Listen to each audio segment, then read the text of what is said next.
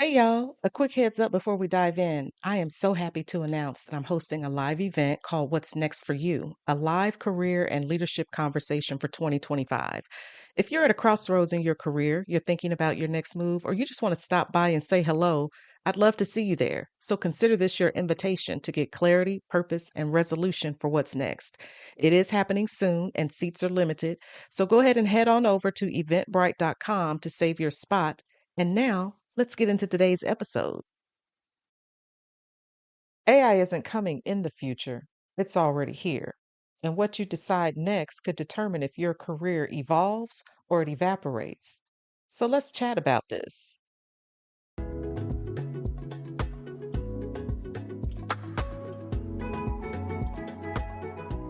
Welcome to Crossroads and Catalyst, the podcast with Shanita B. I am your host. This is where we discuss the thoughtful, wise, and strategic perspective at a crossroads can be the catalyst for change. I appreciate that you're joining me today. And before we jump into today's topic, I would like to pause just to ask that you give me a review and that you also share these episodes so that we can continue to grow our momentum as we're building our listenership. So thank you for that.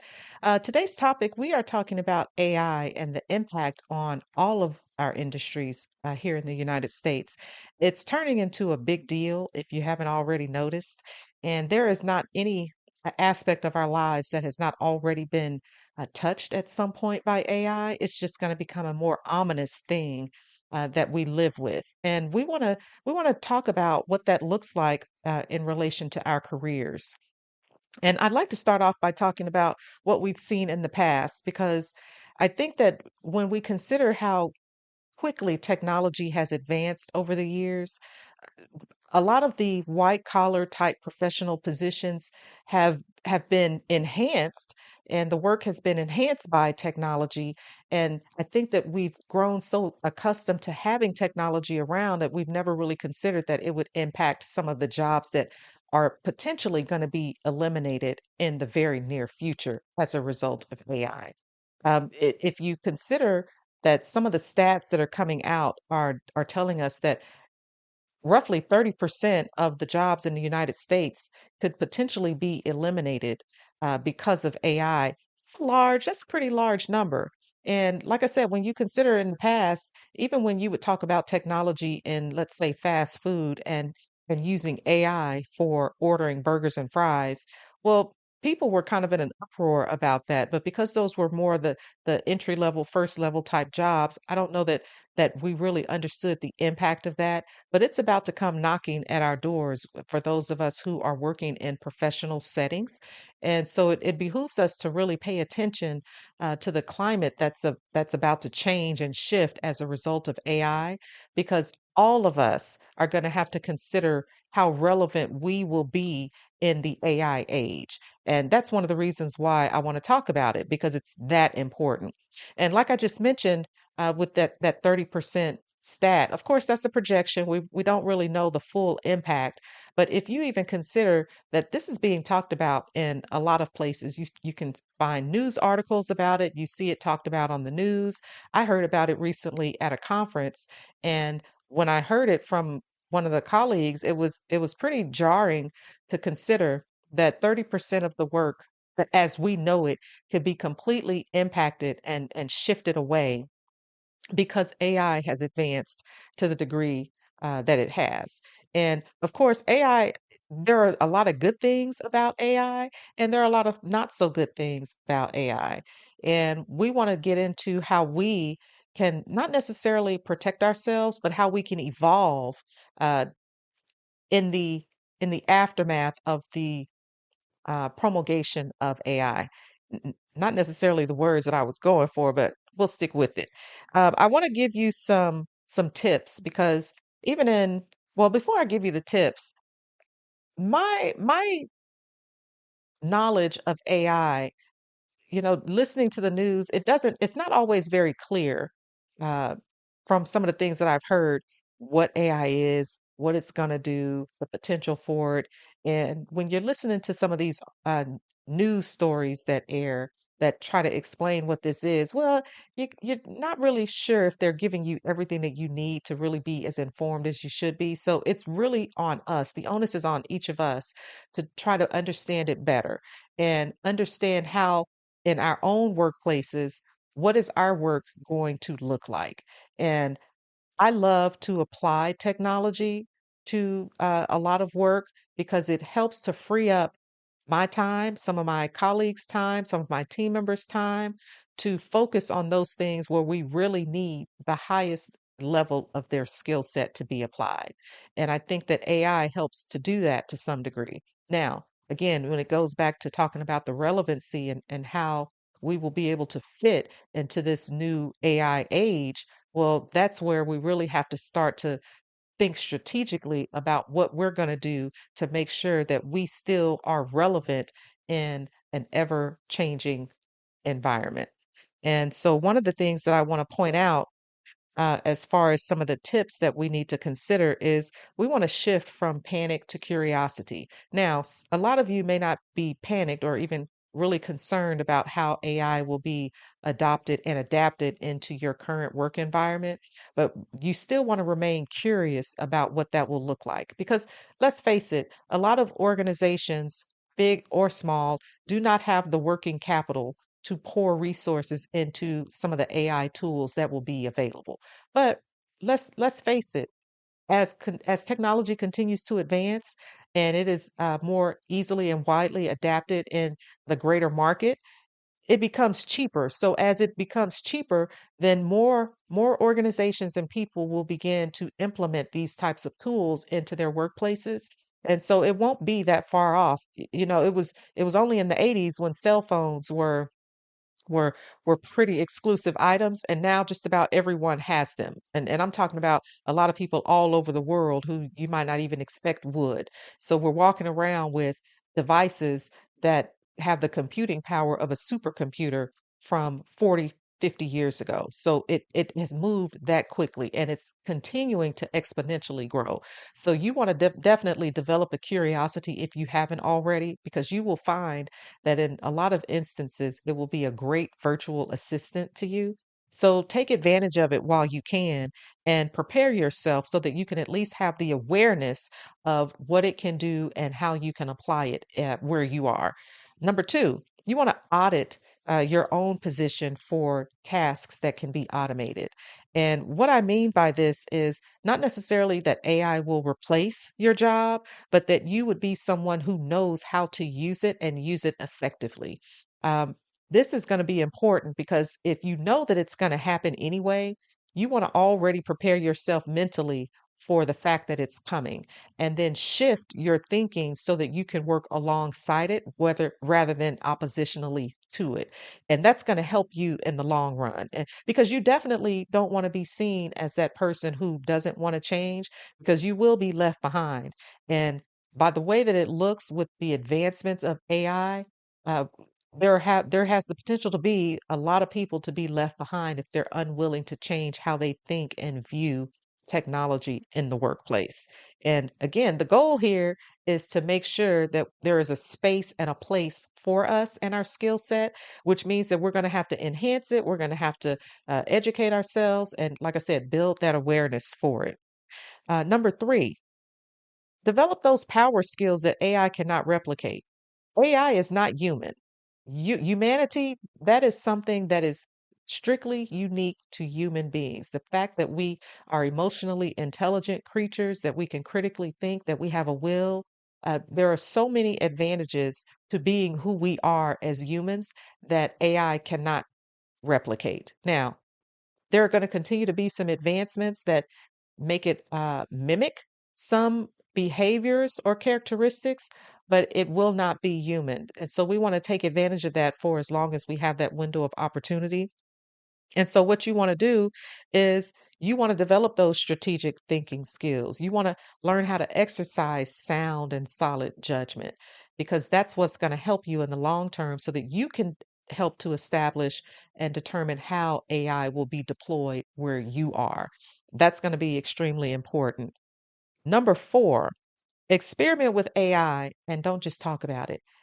Now, this goes hand in hand with the one that I just mentioned about being curious, but you want to actually get in there and tinker around with it and see what it can do. And I think that in some instances, you'll be pleasantly surprised as to how this can work out. And of course, this doesn't mean that you're necessarily going to master it right away, but if you're at least working with it and experimenting with it to find out what the capabilities are, you can think through how it can be applied most effectively where you are. You could be the one who is providing the recommendations and the suggestions as to where and how AI is utilized in your organization, which is really going to be a big deal. And I say that because there are a lot of industries or niches within the greater market that are really concerned with how AI will be deployed and utilized. Because again, you think of privacy, you think of biases that might be built into AI. There are a lot of consequences and ramifications for the utilization of AI that have not been fully addressed, which are going to likely require some political changes so that we can make sure that we're securing people's data, that it's utilized effectively, that it's utilized without bias. And so all of these things are considerations that cannot be forgotten as we're looking forward to how AI will be implemented in our workplaces.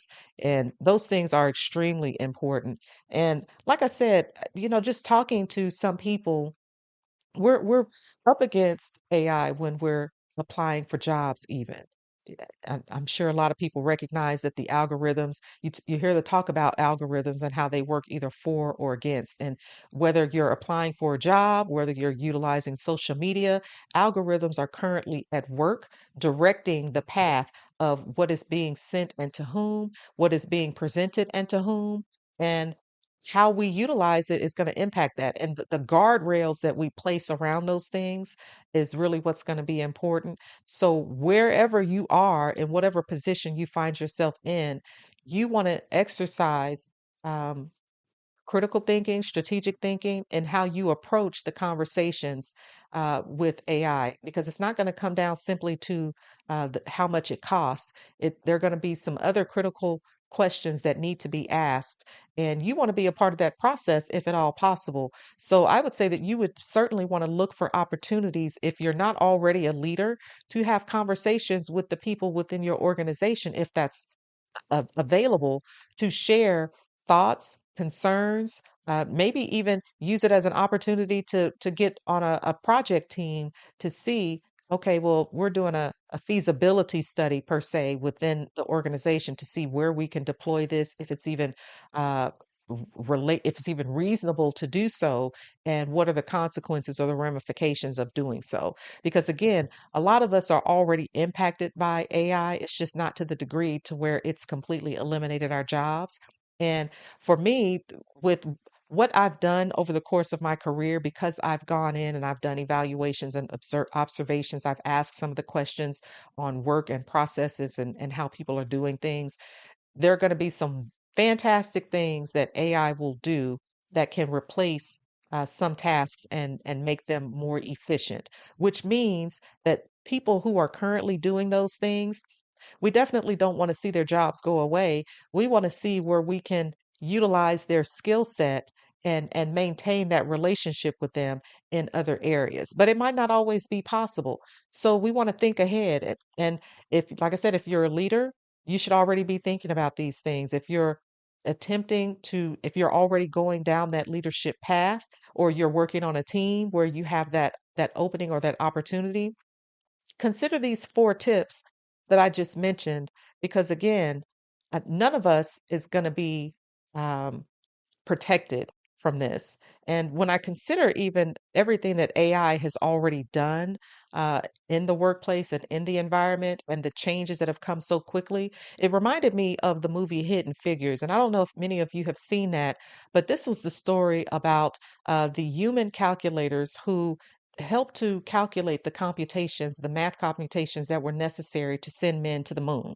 And this, of course, was based on a true story, as according to the space program here in the United States. And there was one particular lady who stood out, and that was Miss Dorothy Vaughan. And Dorothy Vaughan recognized that technology was going to come in and it could potentially be ruinous if she was not prepared for what it was going to be able to do. And so what she did, she took it upon herself to learn the IBM server. I think it was an IBM server that was eventually installed as a part of the space program, which was going to take over the computations that she and the ladies working with her were doing at the time. Well, because she positioned herself to be forward thinking and she thought strategically about it, she was able to secure her job and the jobs of her colleagues to ensure that they would be able to continue to contribute to the space program for years to come. And we should all have a mindset like Dorothy Vaughan so that we are recognizing the warning lights, we are seeing the signs, and we are adopting and adapting to those things so that we can remain relevant. Because again, when AI, the fullness of it comes in, it's going to come in like a storm in some areas, and they're going to be pretty much, like I said, eliminated and wiped out. And people may struggle trying to figure out what they can do, what's available, what is their skill set, how do they develop those skills? Will it require going back to school and things like that? And that's why I wanted to have this conversation because it's that important. And while each of us is navigating life and career and trying to figure out where we fit in, there are all kinds of things that would cause us to have to think a little differently because it's not just going to be showing up to work, putting in our time, trying to climb the corporate ladder or build the business. It's going to be well, there's also this aspect of technology and how it's going to be utilized, and what does that look like in accordance with what I bring as far as my skill set. So it's going to go beyond your technical skills. You're going to have some technical skills, and you're going to have to build those more soft skills, like I mentioned earlier, with the emotional intelligence, the empathy, building rapport, critical thinking, strategic thinking. So put those things on your list and really consider carefully what kind of work you're doing today and what that might look like even a year from now, because some of you might already be in situations where your organizations are implementing AI tools right now. So there are going to be some major shifts. You want to be able to shift with it and not be pushed down and run over. So I would like to think that this conversation was a relevant one just because of the environment that we're in. So, like I said, go ahead and like and share this information with others who may be thinking about the same things, or maybe they haven't considered it like they should, and you want to put it on their minds that they should do so right now. So, thanks for stopping by and having this discussion with me. As always, it's a pleasure. And I want you to remember that crossroads reveal who you are. Catalysts shape who you become. Every decision matters. So make it count. I'll talk to you next week.